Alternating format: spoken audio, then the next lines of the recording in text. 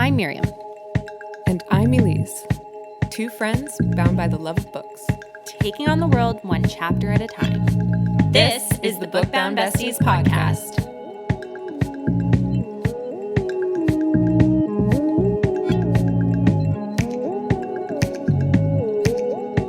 Hey, Book Bound Besties! Welcome to episode 13, our final episode of season 1 of the Book Bound Besties podcast. Today, we're finishing Fourth Wing. So chapters 37, 38, and 39. Yeah. Insane. I know. We have made it through our journey. Crazy. Insane. I know. And also feels so good to have finished the book. Right? I'm so impressed by your restraint. I was impressed with your restraint when you hadn't done any research, when you hadn't seen anything or skipped, potential clues on social media through this whole journey. But you've done really good. I don't know how you did it. And like our listeners know, I have been lobbying. I've lost the lobby. But I've been lobbying for Elyse to read the whole freaking book because it is so hard to keep this poker face and to not be able to just, talk without any, to not hold back. For sure. In whatever I want to say about the book and make sure I don't spoil something for you, but point things out. Anyway, it's been a fun challenge. Yeah. I don't hate it, honestly. Yeah. But, I've lost the lobby. But, I've said it before and I'll say it again. You really have been so good at it because, going back and, I do listen back to our episodes when they come out and we record 2 to 3 weeks in advance, depending. And just, with the newfound information that I have a couple weeks later, listening back to old episodes, I was like, oh my God, Myriam played that off so well.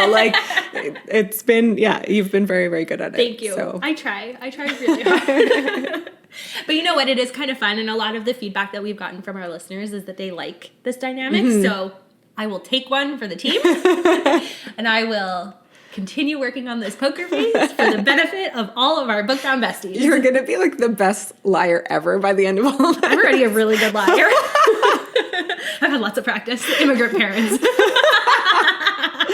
Oh, no. No, that's not true. I was a very sweet and honest, good girl child. I just had a few moments at age 13, 14. Well, that's normal. When I had Facebook when I wasn't allowed. Oh. Yeah. That was a whole story. Yeah. So I have to say that we will be announcing our next book for season 2 at the end of this episode, so stay tuned. But I went and did a Costco run with my husband. We do our quarterly Costco run because we're only 2 people and we don't really need to do Costco runs more than that. We also spend a disgusting amount of money every time we go. And I just want to say that the book that I bought for season 2 retails for, I'm just going to check off camera. mic, $39.99 Canadian. Oh. And I bought it for $23.99 at Costco. And so for our American listeners, books in Canada are significantly more expensive. So if I look at the American price, $29.99. So it is literally $10 more expensive to buy books in Canada. And it doesn't matter what the exchange rate is. That's it. Exactly. It just is always more expensive. It's always more expensive in Canada. And so I basically saw this Harry Potter special edition box set and I was like, oh, Justin, can I have that? And he's like, why? You already have all the books. I was like, yeah, but they're special edition. That's reason enough. Yeah, pretty much. Anyway, so he's like, okay, fine. This is a luxury, but okay. And then I casually slipped in the book for our season 2 and another book. And he didn't notice until we got to the cash. He's like, I didn't realize you did that. I was like, oops, we're here now. Pretty much. I wanted to bring this up because I was chatting with one of our listeners, Sarah. Mm-hmm. I just felt like such an adult because I was telling her how here in Canada, food is so much more expensive than in the U.S. Just life is so much more expensive here than it is over there. And now books are more expensive. Literally so many things are more expensive here. And I just wanted to go on this little rant because it sucks. Anyway. Yeah.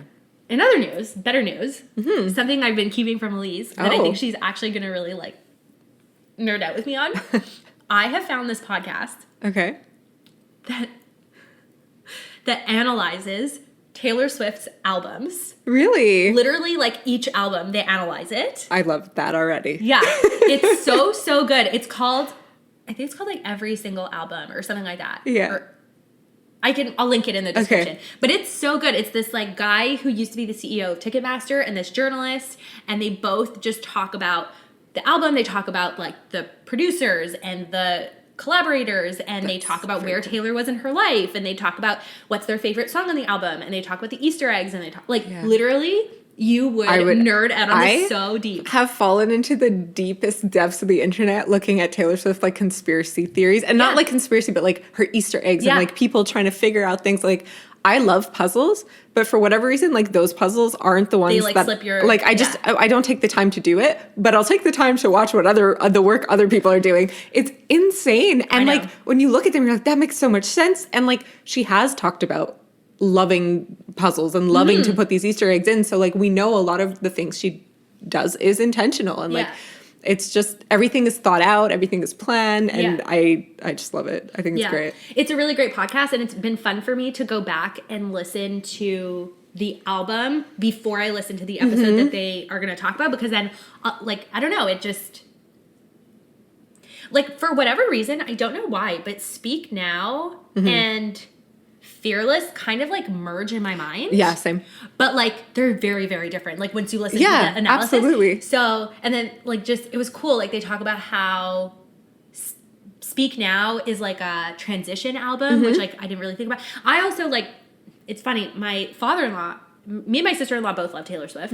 We're actually the Taylor Swift, the Eras concert documentary. I don't even know like what you call it. Concert. Well, it's just a concert. Okay, whatever. The concert is going to be on Disney Plus. I know. This weekend. I know. So I'm forcing Scott to watch it with me. Oh my God. And I already saw it in theaters. That's hilarious. So my sister-in-law and I are going to watch it together. And so I texted her. I was like, I found this podcast to watch before we watched the concert. Yeah. And yeah. So this just kind of like got me thinking on everything. And it's funny, like, growing up, I didn't really listen to her, but my sister did. So I definitely, like, I heard the albums through my bedroom wall kind of thing, like the Fearless era and stuff. And I think up until Red, she probably had. But then as I got older, I think I just, like, opened, like, I was very much like, no, I'm only into rock music. And then as I got older, I was like, wait a minute, I don't have to just like one thing. I'm allowed to like more than one thing. Yeah. And then I was like, I want to listen to everything. And like, Taylor Swift is something I've definitely like fallen in love with over time. But it was around her 1989 album that was the first album that I purchased myself. And then I was just like, all right, I'm all in. Like, every album, like, let's listen to them all. I'm kind of like the opposite. So I'm like 30 going on 13. I still love everything I did when I was a teenager. Yeah. And I don't know if like that says something about my psychology or whatever, but like, to me, so what I was saying before is like, my father-in-law was like, why, like, what's with Taylor Swift? Like, I don't get it. And I was like, the thing is, I grew up with her. Like, every phase of life that she was in, like, I was in. When she was talking about heartbreak and, you know, like, I don't know, like, you know, like in Enchanted, when she goes like, please don't be in love with someone else. When Justin and I were like breaking up, I would like cry in the mirror. Relatable. You know what I mean? Though. Like, I just so I don't know. I don't know if it's because like her debut album and then Fearless, Speak Now, and Red were like in just that really formative time in my life that like I have such an emotional connection to like those albums. Absolutely. And I just have less of an emotional connection to the other ones, which doesn't make sense. Like, I should have an emotional connection to all of them. Her songwriting has grown leaps and bounds. I know. But I understand. Like, I'm still in love with like all the albums like that I listened to in high school. It's just like that wasn't the track I was on. But your high school taste was like adult music. Yeah, I guess. Mine was like... Well, yes and no. Like, I was heavily into like classic rock, but I was also like an emo pop punk kid, which is like, if you listen to some of that music, is really bad. All I'm saying is I was the Disney Channel's child. Like, I listened to Jonas Brothers and Justin Bieber and One Direction and, you know, Taylor Swift, Miley Cyrus. Like, that was like, and to this day, like, Hilary Duff. Absolutely. I was listening to Come Clean the other day. It is such a banger. So actually, for your birthday in a couple weeks, we are doing a Y2K themed. Yeah. You are doing a Y2K themed party. And I was like, yes, that's my taste. It should be Jesse fun. McCartney? Jesse Okay, sorry, I have to McCartney, stop. yeah. Send me ideas. I'll put them on the playlist. I can't wait. Yeah. Can't wait. Anyway, now that we got that out of the way, I think it's really important before we start on our last episode of season 1 to say thank you to all of our listeners and our followers. This season has been such a ride. It has been such a journey for us in our friendship. We have learned so much about each other. Yeah. We have both, like, in a way, grown so much. Like, though we're still such a baby podcast, it has become such a big part of our lives and has just become such a significant priority in our lives. And we have already started growing this community that we're so determined to have. And it's just so nice. Like, we've met so many wonderful people online and that we talk to regularly. Yeah. And, like, it's been a really cool journey. And it's only been a couple months, but it feels, it's just the beginning, and I'm excited to keep going. And Yeah? yeah. We have a lot planned. We're like already talking about season 3. My God. Yeah. If you let us, we'll do it for a long time. Yeah, for sure. Like I said earlier, we're going to talk a little bit more about next season towards the end of the episode, so stick around. And you want to get into it? Let's do it. Okay. Chapter 37. We're in the thick of battle, and our heroes are taking blows. Violet devises a plan to defeat the Venom and Wyvern. Still struggling to wield her powers, this plan might just take her out for good. Ooh. Yeah. It was stressful. It was, yeah, very intense. Yeah. I mean, as it should be. I get it. We're in war. We're at the end of the book, but my goodness. I know. The pre-chapter blurb comes from the origin from the Fables of the Baron, which is the book of fables that Violet has kind of been dragging around for all of Fourth Wing. And it says, but it was the third brother who commanded the sky to surrender its greatest power, who finally vanquished his jealous sibling at a great and terrible price. This is ominous. Commands the sky like Violet commands the sky. Well, that's it. It's very interesting. What does it mean? What does it mean? I don't know. It's hard to... It obviously is very important, but then reading the chapter, you don't really get much more context about it. Well, yeah, you do. The brother who commands the sky, parallel Violet, can defeat his brother, the Venom. Oh, okay. Okay.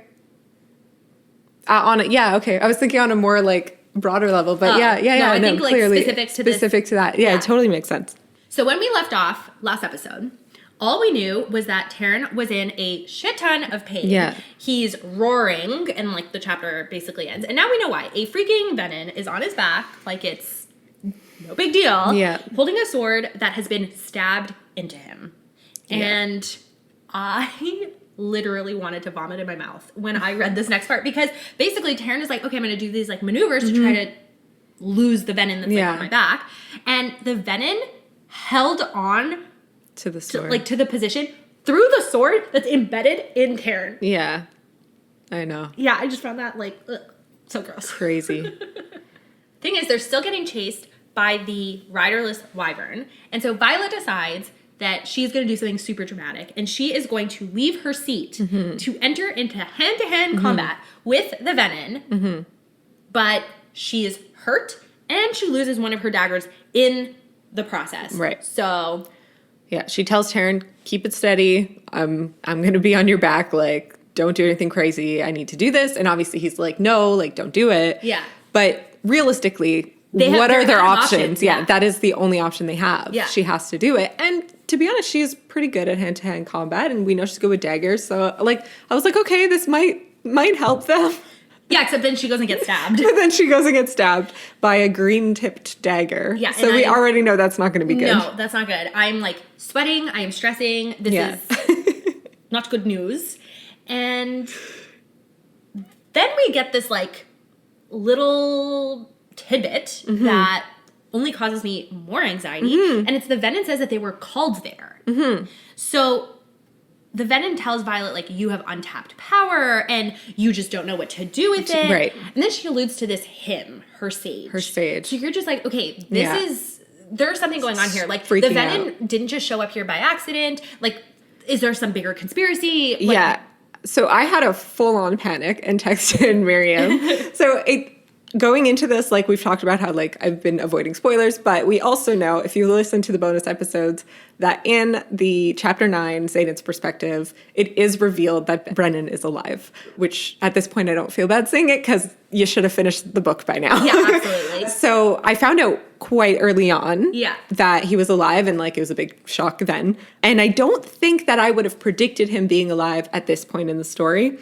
But keeping at the back of my mind, I know Brennan's coming. I know Brennan's coming. So at this moment where she's talking about her sage, I was like, what if the sage is Brennan? And then I was like, what if the person who tried to save Brennan didn't try to save Brennan, but instead Brennan sucked up all his power and he became a Venom? He's like the master of the Venoms. And I, like, had this whole spiral moment. I was wrong. You were wrong. But I just wanted to share that prediction with everyone. I love the transparency. I love that you are owning your mistake. Well, but it could have been. It makes sense. It could have been. Anyway. Yeah. It was just well, they do. I mean, there are, you can think there are parallels between the three siblings, the three Sorrengail siblings, and the three brothers from the fable. So I don't think that you were that far off, but you were far off. But I was wrong, it's okay, because I'm glad that Brennan is good as far as we know. As far as we know. And yeah, anyway.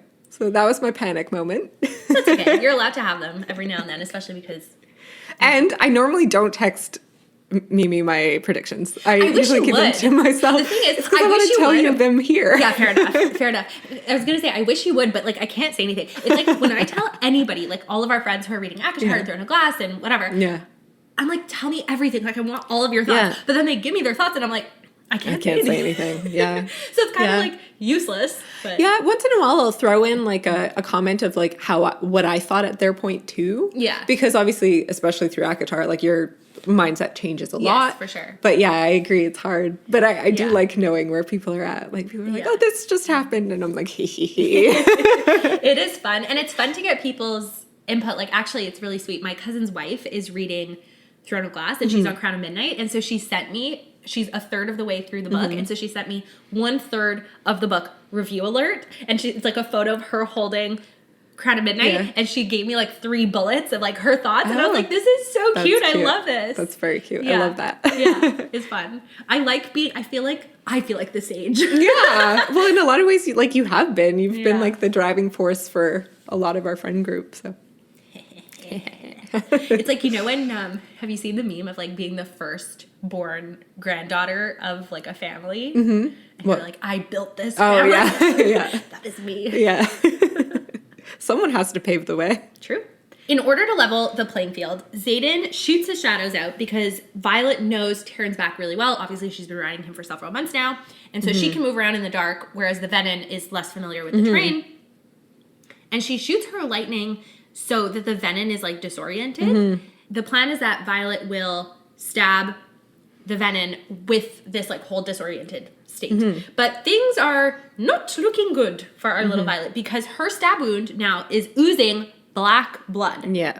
Ugh. Yeah, disgusting. But I love this. She thinks in her mind, quote, I won't be able to fight another in hand-to-hand, not with the wound in my side, and soon I'll be too weak to wield. The strength is flowing out of me with my blood. I sheathed the dagger. My best weapon is now my mind. Which has been her best weapon all along. Yeah, so, that's where she shines. Yeah, so. Exactly. I love that. So meanwhile, Terran notices that the riderless wyvern are dying because the venom that Violet just stabbed is gonzo. Yeah. And which this is something I brought up last week too. I was like, but wait, if they're powered by the venom, then like what about the riderless ones? Well, there you go. They're all... Oh, that's not what I thought you were going to say. I thought you were going to say this is what Liam was trying to tell us. Oh, also, week. Yes. Rip. The fight scene continues, and we get another tidbit of info. Apparently, the venom, or at least the one with the staff, can disapparate. Pretty powerful stuff. And I think Terran says like, oh, like one general recognizes another. So because he's going after Xaden. Yeah, so we know that he is the leader in this little group. Well, he's the one with the staff. You would assume. There you go. He's got the magic weapon. Exactly. Gandalf over here. Poor Xaden in all of this, he's struggling to no end to keep his shadows up, and things are really looking dire. So Violet's like, okay, let your shadows fall. Like, you need to trust me. Yeah. Do this. Meanwhile, Andarna joins the party. I mean, bless her, but oh my God, I was like, don't, go away, save yourself. I know. I was like, I could power a small village with the stress in my body right now. Like, yeah, oh my goodness. Yeah. But Xaden's approaching burnout. Like, this needs to happen. Yeah. It's just not sustainable. Yeah. So he drops his shadows. Violet slams her shields down to block Xaden out. And Violet's plan is to use all of her power to hit the venom, but she still can't aim. It's like not the best plan. Yeah, it's not yeah. I mean, at the same time, like, what else could they have done? No, I know. But it's crazy to me how bad she is with her powers, considering how quick she has been to learn everything else. Yeah. Yeah. And I understand she manifested her signet not that long ago, but like if you think about all the times that like she's gone through these changes, like she has adapted, she has learned quickly, and then finally it's like the most important moment ever. And she hasn't been like someone to crack under pressure. So it's just like, why can't she do this? So she keeps like sending her lightning, misses and misses and misses, and then she's draining herself. Yeah. She's draining Taryn. Like it's getting really scary. It's getting really bad. So Xaden, while she's doing all of this, is snuffing out the wyvern flames to kind of like have her back, which I think is really sweet. And she, like you said, is approaching burnout, and she's aware of it. She's willing to sacrifice herself. She tells Taryn that he has to decide to live. And like, I'm going to get weepy. He says, quote, "I will not watch another rider die because they do not know their own limitations. One more strike could be your last. I feel your waning strength." And she just turns to him and she's like, "I know exactly what I'm capable of." And then she hits a really low blow. She's like, "I'm not Nowlin." That is not nice. Yeah. That's really funny that you quoted that, because I was about to say, like, oh, Taryn really always picked, like, people with, like, a really good heart, you know, like, willing to sacrifice themselves. But then she goes, "This is something really mean?" Yeah. Well, meh. So Andarna now is, like, begging to help, and Violet lets her. She's like, at this point, we're in such dire straits, like, we need help. And Violet and Taryn set themselves up to properly, like, hit this venom. Basically, if she kills this one venom, there's one left. Yeah, and then they're kind of clear. So while this is, like, all happening, we get so much angst. It's so angsty. Violet is feeling Andarna's fatigue. She's resigned that Andarna will probably be the only one that survives, like, this whole encounter. Xaden is screaming through her shield. It's just so much. Like, you really, truly feel the high stakes of the situation. Absolutely, yeah. Violet hits the venom, and more than half of the riderless wyvern that were kind of in the sky fall. Yeah. Which is good. Now we, like I said, only have one venom left. Xaden uses his shadow lasso. Love it. Sexy cowboy. Let's go. You know that there's a whole corner of the internet that is like of romance novels that are like cowboy romances? Oh, I'm sure. That doesn't surprise me at all. There's a couple that I kind of want to read. I would probably get into it. I actually just finished, tangent. I just finished It Happens One Summer, which is a Tessa Bailey book, and it's about a fisherman. I never thought I'd be into fishermen. Well, I married one, so... He likes to fish, but he's not a fisherman. I mean, if he could spend every day outside, he would. Well, this guy's like a deep sea fisherman. Okay. Like, you know, like the way, you know, like when you not professionally, but and he is okay. Would Scott do that? Like go into the depths of the ocean? Yeah. Really? Yeah. This guy's like, you know, like Deadliest Catch vibes in the book. Yeah. Like the most dangerous job in the world. You could go on. I mean, I don't know exactly what the limitations are, but you could like do a fishing day and go out on a ocean No, Scott. Yeah. We are not letting you do that. That is literally so dangerous. Well, obviously they don't bring you to the worst places ever, but you could go deep ocean fishing. I know. Yeah. We're going to have a conversation. They wouldn't bring you to like Deadliest Catch waters because obviously in this book, like they're in Deadliest Catch waters. Anyway. That's actually the thing. So I've been borrowing the Tessa Bailey books from the library, but they're always out of, like, I always just have to place a hold on them. It's so annoying. Yeah. So I was thinking of maybe getting Kindle Unlimited. Okay. Or Kobo Plus. If any of our listeners have any experience with Kindle Unlimited, Kobo Plus, any of those platforms, like, let me know, because I'm not sure how Kindle Unlimited works, but because I know like there's some books that are included in the membership. I'm not sure, like, I guess if books are not included in the membership, you just don't get them. If it's kind of like Netflix, I don't really know. But I need to like find a solution because waiting for books at the library is just the bane of my existence. Especially like I love Tessa Bailey. Like I just love her little deliciously spicy romances. Yeah. I think I have holds on like 7 books right now. Because really? I'm like, whichever one comes in first is the one I'm gonna read. That's fair. That's fair. Okay, sorry, tangent over. Back to our sexy shadow cowboy. So he lassos the final venom and yanks it down, killing it. Stabs it. And as soon as Violet sees that that's done, they've like basically beat the venom. She gives in to her pain and falls off Taryn's back. And this is the second chapter. We end with her plummeting. It's true. Yeah. The first one was what? When she's just learning how to bonds ride. him after threshing, right? Yeah. Yeah. Anyway, I'm glad that it fell this way, that it wasn't a cliffhanger, because... Oh, yeah, for sure. That we could keep reading, yes. Yeah. But we're also at the end of the book, so, like, it's very possible, like, she could be... Dead. Yeah. Gone. Yeah. That would be crazy. I mean, it did happen in, like, other books. Oh, it happens. Yeah. Absolutely. It could happen. I just think in this context it would be nuts. I'd be like, where are we going with the story? No, I know. I know. Awards? Awards. So I was really bad. I have only one award. You're kidding. It was so hard. I forced myself so hard. It was so hard. I applaud you for finding 3. Well, let's see if you agree with them or if you think like they're any good. Like they could just be crap. It was just such a high stakes. I was like, there's nothing funny in this chapter. Like, it's just... Anyway. Okay, in fairness, I wrote this chapter was very dramatic. I couldn't find a funniest line. Okay. So I have 2. All right. Well, most romantic. I will bet my life on you as I have from the first day. I picked that one too. I have my heart. I know. Yeah. It's really funny. Last episode, I think you said you were like, oh, Xaden fell harder. And I was like, oh, that's interesting. Well, you know that's Taryn that said that, right? No. Yeah. No, Xaden says it. No. That's Taryn. My goodness. What? Yeah. I'm going to go look. Go look. Why can't I read? Oh, I thought it was... It's not very clear, but no, I think you're right. It is Taryn. Yeah, it is Taryn. Never mind. Scratch that. Still nice. I still think it's romantic. Mm-hmm. All right, what's your spiciest line? I don't have one. Oh, you don't? Oh, yeah, that's... Oh, boy.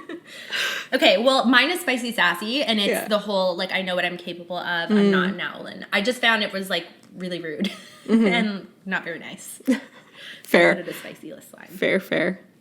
Yeah.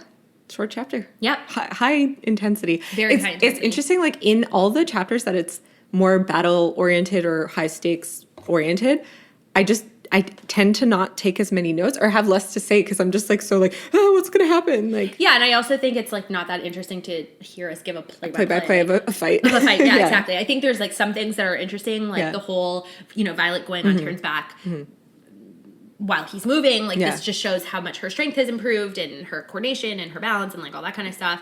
And then, the shadow lasso. Like there's some things that are interesting, the wyvern falling out of the sky. But at the end of the day, giving a play-by-play of like every single thing that happens absolutely. and like the screaming and the angst and the yelling and the this and that. No. Yeah. You've read it. Yeah. Chapter 38. Elyse had a notebook for Fourth Wing, and I filled it. She filled it. So my last notes are just on loose papers, sadly. Yeah. Anyway, we'll switch to a laptop next season. Don't worry. Chapter 38. Violet is slipping in and out of consciousness, and we only catch glimpses of the goings-on. Xaden has a plan, though, to bring her somewhere safe. The chapter ends as Violet hears a familiar voice. Man. Who could it be? Oh, man. Okay, the pre-chapter blurb is, in the event that you come across a poison you do not recognize, it is best to treat it with any and every antidote. Either way, the patient will die, but at least this way, you would have learned something. And this is Major Frederick's Modern Guide for Healers. That is so grim. It's so grim. When I read that, I was like, oh no. No. This goes against the Hippocratic Oath. Like, you cannot just experiment on a patient like a guinea pig. That is not okay. Also, what's the point of being a healer? Like, aren't you supposed to have this knowledge? Like, I don't get it. No. This does not work for me. Oh Major Frederick. No. Oh, you kill me. Yeah, you're very good point. Very, very good I would not point. trust you with my life to treat me. I'd risk it for the biscuit. Oh, God. Oh, terrifying. Yeah, no, I was in full panic reading that. I was like, this is not good. This is See? not good. This is what I was just saying. Like, it would have been totally plausible that Violet dies. Absolutely. Yeah. So the chapter opens with a twist on Violet's mantra that Broke she's been saying me. through the whole book. Eh? Yes. I think I might die today. Yeah. And it's a it's a mantra that we've said how much we love it, and we're like, oh, we could see it's like building on her character and building on her strength, and all of a sudden it's just like, nope. Today's the day, guys. Bye. Not good. So she's falling off Taryn's back, and she also realizes that she's no longer grounded in her power, and she can't feel him in her head. So this is like really scary. This is the first time in months. We don't know what this means. That the bond is like it's not working. Broken. Yeah. Yeah, so Violet kind of reflects like, oh, okay, my power, like this poison is attacking my power as well as my body. Like, oh, I didn't even think of it that way.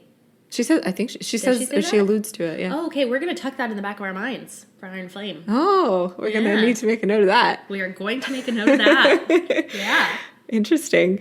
But yeah, so then Andarna swoops in and sort of, she stops time? I'm not. I think I noted that she basically, Andarna uses the last of her energy. To stop time or slow time down, and also to swoop in and like catch Violet. But she can't support her. It's really cute. So she's struggling to fly. Our little golden snitch. I just like I want to weep. I know. It was really, really touching, and I'm glad she was there to come and semi-save Violet. Because anyway, it was just really, really cute. Yeah, it was. So somehow we land, and Xaden is holding us. I love how I just turned into like a collector. Okay, Violet. But yes, holding us, yes. And Violet is in so much pain that she can't even speak, but she determines, kind of like we've insinuated so far, that the stab wound was poisoned. And he is in a state, and right on cue, she loses consciousness. So this is so dramatic. It is. It is so very, dramatic. very. And the scene changes, and she's in and out of consciousness, and the other marked ones are trying to figure out what's wrong with her. So Garrick is hypothesizing that rather than it being a poison, it's some sort of like evil magic. Bodhi shuts it down when another one of the marked ones, who's unnamed, is like, did you see what she did with her lightning? And so Bodhi has our back. We like that. Xaden is stressed with a capital S, noting that her blood is black, which we've also noticed in the previous chapter. And Imogen is crying. I know. That is so shocking. Like, what a 180. I know. For Imogen. Imogen's like, we need to get back to Bisgayeth. Nolan might be able to help. Yeah. That would be a 12-hour flight, and it's implied that Violet just won't survive it. Yeah. Xanon's like, no way. Like, we need another plan. We need to bring her somewhere closer. Yeah. So he kind of alludes to a place that he could bring her, and then people are like, well, can we? They're questioning whether or not there is a secret, and they're questioning whether or not they need or can bring Violet into this secret. But Xaden is obviously like, because we need to save her. Yeah, he orders them. And Bodhi, sweet Bodhi, who I've been a Bodhi stan this whole from book. The whole time. Finally, I feel like in these last few chapters, I was like, oh, that's why she loves him. Yeah. He says, no need for orders, man. We'll save her. Yeah. Welp. Yeah. I just love you, Bodhi, so much. Has Xaden's back. Then Xaden literally makes me want to cry when he whispers to her, quote, live up to your nickname and fight this violence. Yeah. Aww. And then he says louder to someone like farther away, like, we need to get her to him. We ride. Who's he? Yeah. Where are they going? So many questions. So many questions. The movement of Xaden carrying her is so painful that she blacks out. So we don't know. We don't find out. Yeah, I mean, this whole time she's in this like weird headspace. Like she's semi-conscious and could hear what's going on, but she can't react to anything. She can't move. She can't. So can't speak. Can't speak. Scary times. Yeah. But Xaden is. We move on to the next scene. It's almost like we get little glimpses of what Violet's going through. So we move on to the next scene. Yeah. Xaden's carrying her. Yeah. Like the hero that he is. Yeah. She recognizes that they're flying past the cliffs of Dralor. Oh. Dralor? I don't know. But. We're so bad with names. It's okay. For season 2, we're listening to the audiobook of the book that we're going to do. Right. So we'll have pronunciations down packed. Right. So she's in and out of consciousness, and the descriptions of her pain of being on fire is so Bella in Breaking Dawn. Oh, it's true. That's like the first thing that Oh came my to goodness, I didn't even think of that. Yeah. It burns. Yeah. Oh my God. It's true. Yeah. Anyway. Good call. Thank you. So now they're landed somewhere, and Imogen is like, are you sure about this? And then Garrick gives her shit. Things are really, really bad if our feminist and emotionally mature King Garrick is cussing Imogen out. It's true. Like, that was very... Yeah. I mean, I think it's just like Garrick and Bodhi would go in... They're ride or die. Ride or die. Like, Yeah. absolutely. So whatever Xaden says, like, they're in, and they're going to back it up, and they're going to support it, and they'll cut down anyone that gets in the way. So... Exactly. And we really see that here, Yeah, despite not Kieran? seeing much Is of that how them. you pronounce that name? Kieran? The one who... Kieran, yeah. Yeah, who's like, this is a bad decision. And Bodhi... Again, like I told you I loved him. I was like, when you have 107 scars on your back, then you get to make the fucking decisions, Kieran. Yeah. They're a good crew. They really are. Good crew. Love. Friend goals. I know. It's my favorite. When a main character has like a tight group and like good friends, like it just always makes the story better. It does. But you're also like, you have a thing for side characters. Me too. Absolutely. Yeah. No, you do. Oh, yeah. I meant to say I do. No, I do. Yeah. I love it. I love it. Because I think like we're such a result of like our environments and stuff. So when the main characters have a solid environment and have support, it just makes the story better. Yeah. So when you just have side characters that like don't really add to anything, it's like, this kind of sucks. But when you have those side characters, even if they have like 2 lines in the whole book, if they're good lines, it makes it worthwhile. True. Now, all the while, Violet is in so much pain, and she's being carried by Xaden to who knows where. And we're back with self-loathing Violet. She can't believe Xaden actually loves her because he didn't tell her the whole truth. She's blaming herself for Liam's death, and she's blaming herself for not realizing that Dane stole her memories. Meanwhile, this poor 23-year-old boy, and I think it's very important to highlight the fact that he's literally, his brain is not finished developing. It's true. And he just says, you have to fight Vi. And I think this is the first time he calls her Vi. Oh, maybe. I haven't noticed if he calls her that before. And she's like, I thought we were past this. Like, I really do not like self-loathing Violet because she's like, quote, he sounds so sincere that I almost believe him. Yeah. Shut up. That's fair. I mean, the poisons are getting to her brain too. She's not thinking clearly, but... You think? I think she's just having a little pity party for herself because the boy that she loves hid stuff from her. And I just want to be like... Yeah, maybe.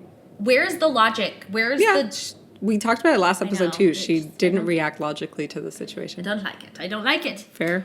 The chapter closes with Violet hearing a familiar voice calling for Xaden, but she can't place a name. And all Xaden says is, you have to save her. Dun, dun, dun. Yeah. Who is it? We don't know until the last line of the book. Like, well done, Rebecca Yarros. That was very clever writing. This is, yeah. No, you disagree? No, I'll say it later. Okay. Awards? Yeah, do you have 3 awards? Yeah, I think so. Okay, same. Romance. Yes. You can't make me fall for you and then die. None of this is worth it without you. Yeah. But I took kind of like the whole little speech he makes, but the exact same thing. Yeah. Funniest. Did you see the way she whipped that lightning straight at the Venon's head? I thought it was funny because in like the scariest moment ever, there's such like warrior teens or young adults and they're like, hey, did you see how cool that was? Yeah. Like, not the time. Yeah. Not the time. Yeah. Mine is a Xaden line, and he's translating what Terrence says, and he goes, he basically said, he'll cook me alive if I fail. Yeah, that's a good one. Spicy. I went spicy sassy. Me too. You probably wrote the same one. I'm sneaking a peek at your notes, and I did. When you have 107 scars on your back, then you get to make the fucking decisions. Yeah, I got the exact same one. Bodhi. Yep. Okay, we were 2 for 3. I think that's the best we've ever done. Done 2 for 3. Yeah, I agree. Which I still think is pretty good. Uh-huh. There's a whole chapter. There's a whole chapter to choose from. All right, last chapter of this book. Chapter 39, our final chapter. Yeah. Graced with Xaden's POV, We see the inner workings of his mind, the pressure, the guilt, and just how bad he has it for Violet. Violet wakes up, and it's time for her to learn the truth about the world and the revolution. Yeah. The pre-chapter blurb is literally just one sentence. You're all cowards.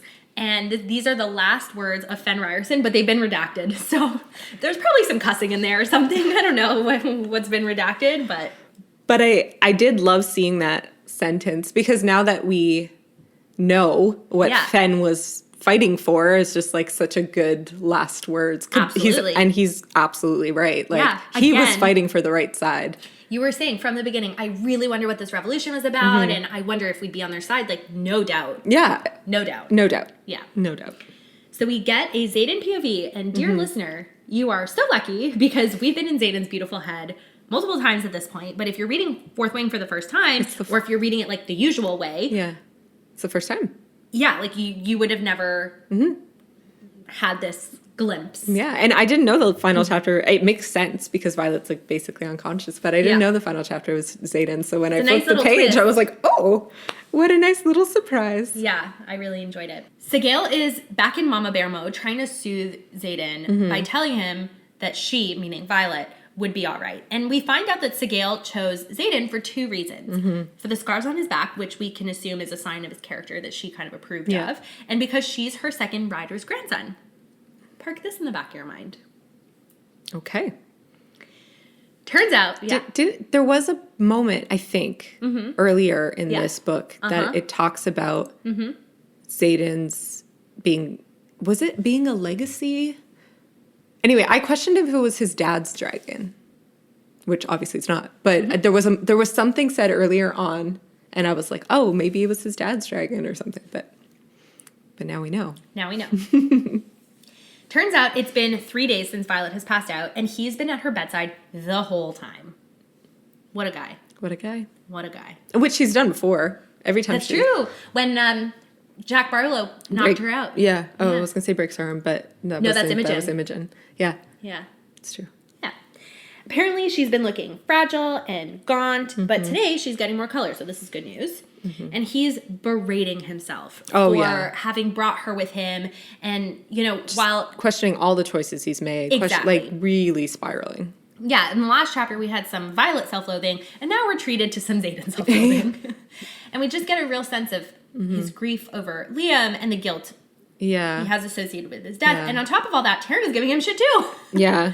It's almost like he remembers in the moment that Liam's dead, and I just found that moment so real. Yeah. Because when you lose someone, it's so bizarre to not have them in your life, and you don't forget, but it's almost like you forget that they're dead, and you have these waves of remembering. I was just like, that's such a real emotion moment to be living for him right now. Yeah. So Taryn tells him, quote, "You should have told her about the venom. I waited for you to impart that information, and now she's suffering." And I'm just so sad for Xaden, because he acknowledges that he should have done things differently. He thinks to himself, quote, "I should have grabbed onto her after that first kiss the way I wanted to and kept her at my side. Should have let her in all the way." And it's just that regret and that acknowledgement of a mistake. It just must weigh so heavily on him on top of all the other responsibilities he has. It's just so sad. I feel for him so much. Yeah. But at the end of the day, I understand why he kept the walls. For sure. And we've said it before, it is just so much bigger than just them. Yeah. There is literally a world at stake. So I get it. He made the right decisions for the society. Yeah. Maybe not for himself, but 100%. That's him. Yeah. So we learned that he's barely slept over the last few days because he just thinks that every time he falls asleep, he just gets this highlight reel of his worst moments. He has this internal monologue about why Violet can't die, which I'm saving for later because it's just so beautiful and heartbreaking, and I just love him so much. He basically names all the things that made him fall for her. Loved that passage so much. I know. Because not that as a reader, I've forgotten, but it was just so nice to relive like all their nice moments in a little paragraph of just like this happened and that happened and all these touching moments, and reading it, it's like no wonder we all like were rooting for them to be together. Like they've just had such a wonderful journey. I know. So I thought it was a nice like recap of their journey. Yeah, exactly. Well, also from his perspective. From his perspective. And like you were saying last week, like reading this chapter, I was like, oh yeah, like Mimi's absolutely right. Like Xaden fell harder. Oh, totally. Yeah. Because last week I was like, oh really, that's interesting. And now reading this, I was like, no, she's right. Yeah. She is absolutely right. I love it when the guy falls first or falls harder. Falls harder, yeah. So Xaden's just like kind of thinking to himself, like, why didn't I tell her sooner? And he justifies to himself that he doesn't want to tell her that he loves her now because he wants to wait until he can be completely honest with her, which I think is totally valid. I think it's fair. Then she wakes up. He checks her injury, and all that's left from her stab wound is this like little silver scar. Yeah. Little silver scar. His scars are silver as well. I did not put that together. I put it together with her hair, but okay. Oh. I think she mentioned there was like a shininess to it. But maybe not? No, I think like you just lifted the veil for something on me. Okay. Wait, that was terrible English. Lifted the veil on something for me? Yeah. Yeah. I don't know. Listen, like I'm not saying anything that, like I'm not holding back on a spoiler. Like there are theories out there and I'm just debating whether I bring them up now or not. Because they're just theories and like it doesn't spoil anything. Okay, you know what? I'm just going to go. Let's theorize. Let's go. Basically, there are theories that Lilith was attacked by a venom when she was pregnant with Violet, which is why Violet has silver hair, because basically like the venom suck the life out of out of the ground, like they just suck life. Remember Soleil became a husk of hers. Yeah. So basically if you think about it, Violet's hair loses its color. Yeah. Right? It like dies. Basically. Yeah. So could it be that like that was the sickness and like that's why she's weak? Some people actually don't like this theory because they don't like the insinuation that her chronic illness is like associated with the venom that are evil. Like they just don't like that is a potential connection there. But it is a theory that's out there. There's also a theory that Violet's dad is not her dad. Oh. And that her dad was venom. Ooh. I don't like that. Yeah. Yeah. Okay. Interesting. So those are kind of like two theories. Okay. So when I saw the silver scar, I said, "Oh, silver scars, silver hair." Yeah. Yeah. I like that. I like the first theory because it's actually very interesting. And we know, obviously, General Sorrengail has been in the throes of battle before and could have easily been accessible to Venom, I guess. Yeah. So that's and really she knows that they exist because she had that alloy dagger on her desk. So you were right, right? The alloy dagger, yes, which we didn't bring up last episode. Oh yeah. That I told you to park away. Yeah. Because I obviously didn't park it properly. I only realized in re-listening to our episodes, I was like, oh yeah, Myriam mentioned that dagger. Yeah. Oops, I'll do better next time. And it was Tirish. Yeah. So. It's interesting, the whole death thing and your hair dying. Yeah, I like it. But I know General Sorrengail is not a nice lady, and I'm definitely not, like, on her side. But just the thought of, like, I don't know, her being with a venom. I'm picturing venom as, like, almost like they're not human. Like, they're these, like, No, they are human. They are human, but, like, they're their so... soul. Well, that's what I mean. They're so soulless to the point, like... I picture them really, like, gross. Like, they're just, like, these evil things. Like, why would you sleep with that? Ooh.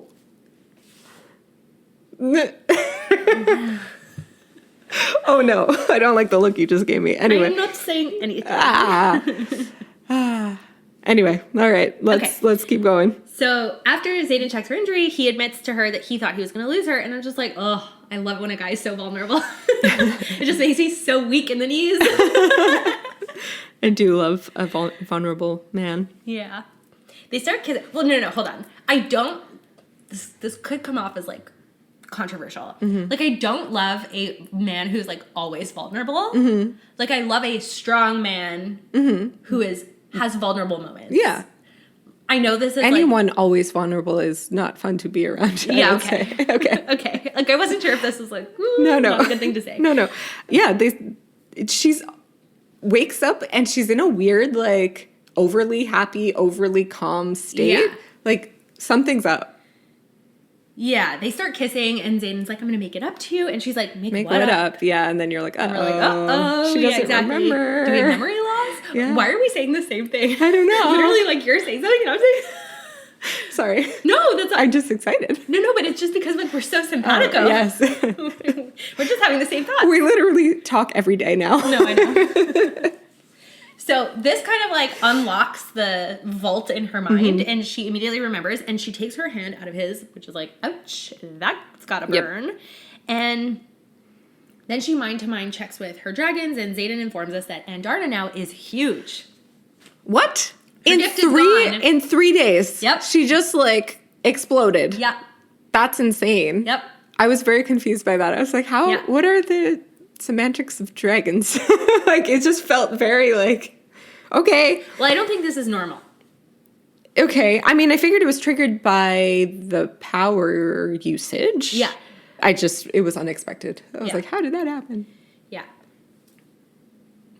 I shall stay quiet. Violet then looks around the room and out the window, and we learn that we're in Orisha. Mm-hmm. They have been working these last 6 years, to rebuild the city. Mm-hmm. And Violet knows that she starts piecing things together, and he's so proud of her and how smart she is. And he also realizes the mammoth disaster of a situation that they're in, because this is yet another secret that he's kept from her. Yeah. But then Violet says, why haven't I heard about it? Violet. Because then they'd have to explain, like, the whole secrecy of the rest of Navarre. But that's the thing. It's like, obvious, like, with all the censorship that's been going on. Yeah. Like, are you really shocked that you haven't heard that they're rebuilding the territory that the rebels came from? Like, I was just like, Violet. I know. Your brain sometimes, silly girl. Anyway, I was shocked. Well, then Xaden drops the bomb that the city is his. Mm-hmm. NBD. Mm-hmm. Is he like a king? That's like the only thing that would make it better. Yeah. Well, I guess I don't know, because they have a king in Navarre. And Paromial is also a kingdom. Mm-hmm. So it's so funny every time you say Paromial, I'm like, oh yeah, that's how you say it, because my brain wants to say Paromiel every time I read it, but then you say it properly. I think I'm saying it properly. I would think so. My brain just switches to French when I see the word. Yeah. Violet then asks about Liam, and basically, like, is he really dead? And Xaden's like, we laid him to rest, and he gives her a little wooden carving of Andarna that Liam had been working on. My heart. I know. That's the sweetest. And he says, like, oh, I know we're not supposed to save things, but I figured I should save it. Like, yes, you should have. I'm glad you did. Oh, the last little farewell of Liam. He tells Violet that he actually missed the funeral because he hasn't left her side. And she, like, tries to lighten the mood with a bit of humor that I really don't understand. She's like, oh, well, you have a vested interest in my survival. No, that's not why he didn't leave your side. He didn't leave your side because he loves you. That's funny. I didn't take it as a her joking, but maybe she was. I don't know. Well, I don't think she was joking. I think she was just, like, being cheeky. Yeah, or, like, it's a weird thing to say. Being a caca. I don't know. Just, like, not the time. No. So then she tells him, give me a second to get dressed and then we'll talk. So she kicks him out of his own room. Yeah. And uses his last name, which I don't like. I'd rather, like, nicknames than last names. Like, I don't think it's cute when, like, a guy calls you by your last name. Oh, okay. I don't mind it. I mean, no one's really ever called me by, but, like, I've never been put off by seeing it happen. Like, I'm in a friendship situation, like, I think it's fine. Like, your husband and my husband are known by... Yeah. Well, yours by his last name, mine by, like, his bastardization of his last name. It's true. But... yeah, I don't know. I just, like, I think, like, what's cuter between a couple is nicknames than last names. Anyway, fair. That's just my little thing. He walks out of the room to give her privacy, and Garrick and Bodhi are waiting for him outside, and they're both physically relieved. Like, they both physically react in relief to the news that she's awake. Garrick says Xaden will have to teach her how to block Dana, which we've been saying all this time. Why didn't he do that in the first place? But, and then Bodhi gives an update on the flyers. The two women are still alive, but the rest of them are gone. Right. Which is sad. Given that they basically like came to warn them and were ready to. I mean, I guess like they were ready to die anyway. Yeah, but yeah, I mean, a lot of this crew survived. You know, that's true. Then Xaden asks what was in that box that attracted everyone's attention in Ressin, and we never actually knew this, but Garrick's dragon has a sensitivity to runes. And we haven't really learned much about runes, so this is kind of new, other than the Tirish ones on the daggers. So, right. Anyway, apparently we'll get an answer soon. What's in the box? Yeah. And Bodhi, in typical cousin fashion, tells him he stinks, so Xaden goes to use his room to get cleaned up, and I just thought that was really funny. Mm-hmm. An hour later, Violet opens the door to Xaden's room, and I just think this is such a power move, because she's not only kicked him out of his own room, she's also taken her sweet-ass time getting ready. And her hair is down and it's wet, and that obviously sets him off. Yeah, turns him on to no end. And Bodhi's like, good to see you. I'm off to get the backup plan, whatever that means. And he wishes Xaden good luck, which I thought was funny. Mm-hmm. What? Yeah, I just agree. I don't know. It's like sometimes you're making this face. No, it's funny. It's just funny. They go back into his room. Yeah. And basically, Xaden divulges what's going on. He's like, are you in? And she says, I'm in, which is so exciting, but also like, obviously she's going to be in. Like, she's always done what's right. Exactly. She has such a strong moral compass. Yeah. And he starts to apologize, and he like reaches for her, and she's like, nope, not happening. And she says, quote, just because I believe you and I'm willing to fight with you doesn't mean I'll trust you with my heart again, and I can't be with someone I don't trust. What are your thoughts on this? I don't know. I felt it was harsh. I understand the initial being mad and feeling left out of all the secrecy, but when you step back and look at the situation, he had reason for the secrecy. Yeah. And like we've said, it's not about you, Violet. It's not about him. It's about so much more. There was so much at stake. He was right to keep it from you, because the information you did have is exactly what put you guys in this position in the first place. So it just feels like it's not logical to shut him out that hard. Like, and she does probably deep down, and it's not her POV, but like she probably does still have feelings for him. Oh, yeah. Like, it just feels so extreme to be like, nope, we're done. You lied, or you kept info from me. We're done, and I can't be with you. I can't trust you. It's like, I don't know. I think she should be able to trust him. Like, look at all he's done. The secrecy wasn't personal. Yeah. It was nothing. Like, it made sense. There was a reason for it. Yeah. Like, it's logical. I don't know. Yeah, I think this is just very typical, like, 20-year-old behavior. Maybe, yeah. I think that maybe if she were a little bit older, or if she had more experience in, like, relationships, or I don't know, maybe she wouldn't take it so personally. Mm-hmm. Maybe also because it's so fresh. Well, that too. Maybe she needs more time, which is fine. Take the time you need, but it just feels, very reactive. And do you agree with it, or? No, I don't agree with her at all. Yeah. No, I don't agree with her at all. I can understand the feelings of betrayal for sure, especially that it's basically the three most important people in her life. Well, I mean, excluding her family, her quote unquote boyfriend, and her two dragons, basically all were in on the secret. Like, I can understand the feeling of like embarrassment and betrayal and rejection and exclusion that she feels by not being in on the secret that like all these people around her were. Like, she must feel really dumb, or you just think like, oh, were these people like laughing at me, or do they all think I'm naive, or I don't know. Like, I can totally picture the emotional spiral that like she's probably experiencing, but at the same time, I would just hope that she would, that logic that we love her for would come and play a role and be like, no. And I understand her, like, if she were to say, like, I need a minute to process this. Yeah. Like, I need time to process this. Yeah. Like, just give me the space I need right now. Yeah. And, like, we could revisit this in a few days. Like, I think would make more sense to me than to be like, full stop. Yeah. We're done. It's not ever happening again. Blah, blah, blah. And it was just like, okay then. No, I agree with you. I mean, also, just keep in mind, like, this poor guy is literally alone in the world. He has, okay, fine, he has Garrick and Bodhi, but, like, he doesn't have family. He doesn't have his foster brother. She's literally his lifeline. Literally his lifeline. Yeah. And now she's rejecting him, pushing him away. I don't know. I feel bad for him. Yeah, fair.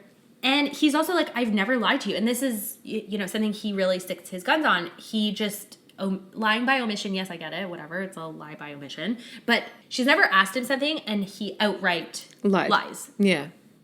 And like we've been saying, like, given what we know, we understand why. And she's assuming, again, that it was easy for him to do this. Because she's, you know, she tells him, you know, like, it's not only the fact that you lied to me, it's the fact that it was so easy for you to, like, hold these things away. Yeah. And to me, this gave me a flashback to right after the gauntlet. Remember their interaction where she was, like, moody about Orally dying? Yeah. And then, you know, she's like, you don't understand how hard it is for me. You're a wing leader. And I remember saying in that episode, like, Violet, come on, think about it a little bit. Yeah. Because just because he's done something extraordinary by becoming wing leader, and again, here, just because, you know, he's been keeping this secret from me, doesn't mean it was easy. No. She doesn't put herself in his shoes at all in these situations. Very, very good point. Yeah.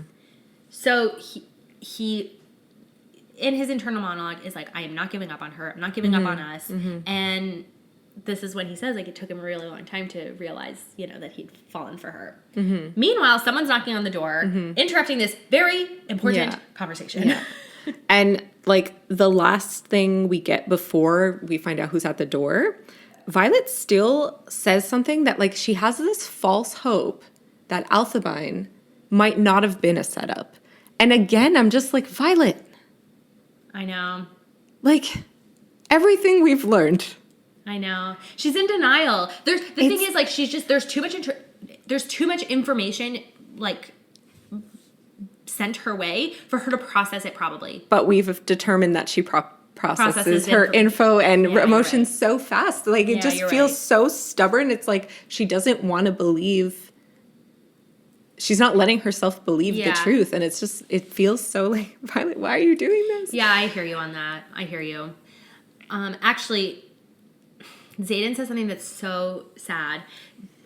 Like, my heart shattered. So he is like, I'm thinking to himself, like, he's going to spend, you know, or no, I think he tells her that he's going to spend, like, every day of his life, you know, trying to earn her trust back. And she's like, oh, I don't know if it's possible. Anyway, so he thinks to himself, quote, I've forgotten what it felt like to be loved, really, truly loved. It'd been so many years since Dad died, and Mom, ... not going there. But when Violet gave me those words, gave me her trust, her heart, I remembered. I'll be damned if I don't fight to keep them. Okay, so, like, A, super cute. B, super sad. C, why aren't we going there with his mom? Like, what did she do? Whatever. So then there's that. Then she's like, okay, well, what if it's not possible for me to earn your trust back? And he says, quote, you still love me. It's possible. I'm not afraid of hard work, especially not when I know just how sweet the rewards are. I would rather lose this entire war than live without you. And if that means I have to prove myself over and over, then I'll do it. You gave me your heart and I'm keeping it. Oh. Welp. Yeah. He's like, it's time she knows everything. Meanwhile, someone is still knocking at the door. Incessantly, yeah. And he says she has 20 seconds to ask a question. This is when she asks the question about Alphabine. And then a voice comes out from the door that definitely wasn't an accident, little sister. Violet's eyes widen. And then we all collectively scream. Gasp, yes. Because Xaden tells her, quote, I told you I knew better potion masters. You weren't healed. You were mended. It is freaking Brennan. Ah. And then the book ends. And the book ends with him saying, welcome to the revolution. Yeah, he opens his arms for a hug and tells her, welcome to the revolution. That line just lit fires within me. It gave me so much hope. I know. I was like, this is what I've been waiting for. It all led to this moment. Like, I'm so excited. I know. To keep reading. So when I read this book, so I have to be really honest. When I read Fourth Wing for the first time, the first 75%, I was like, this book is good, but I don't think I'll reread it. And my friend Carol is the one who read it before me. And she's like, this book is amazing. It's spicy. It made me cry. It's amazing. I cannot wait to do a reread. And I was like, I don't get it. Usually Carol and I have really, like, aligned taste in books. Yeah. So I was surprised that she had such a strong reaction and I didn't. Then I read the last 25%. I was like, I get it now. I get it now. Also because, like, the spice was in the last 25% and, like, the action was in the last 25%. And I think once you read the whole book, you can appreciate the beginning of the book and all the setup and the slow burn and this and that. But then also, I was inhaling the book, not like you where you really got to savor it and analyze it and really appreciate it for what it was.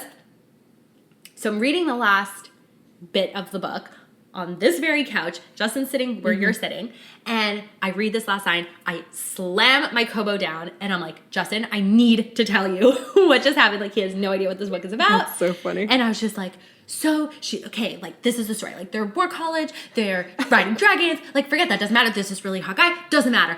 She has this brother who's dead, and there's this big fight, this guy dies, blah, blah, blah. She gets dying, and I'm like really skipping over these things. I'm really not giving him like a good synopsis. But then the last line of the book, and he's there, and he's like, Yeah.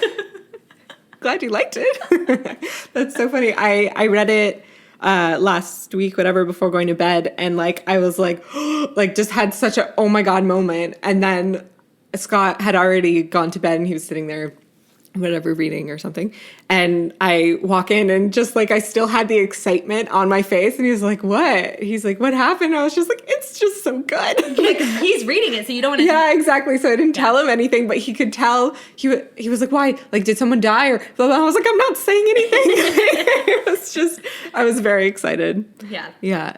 Awesome last book. Last sentence of a book. Yeah. Yeah. Absolutely. Absolutely. I'm very grateful that the next book is out and I don't have to wait. Yeah. And I guess the wait wasn't that long. It was only a couple months. But 6 months, yeah. Like, that's, in terms of books, 6 months is that's nothing. very short. Yeah. So, but I'm glad I could, jump into the next one. But what a book. My goodness. All right, our last awards of the season. Romance. We hadn't even kissed and I fell. Aww. Okay, get ready. I'm going to read a novel. Do it. She can't die, and not just because there's a chance I won't survive. She can't die because I know I can't live without her, even if I do. Somewhere between the shock of our attraction at the top of that turret, to realizing she risked her own life by giving up a boot for someone else on the parapet that first day, to her throwing those daggers at my head under the oak tree, I wavered.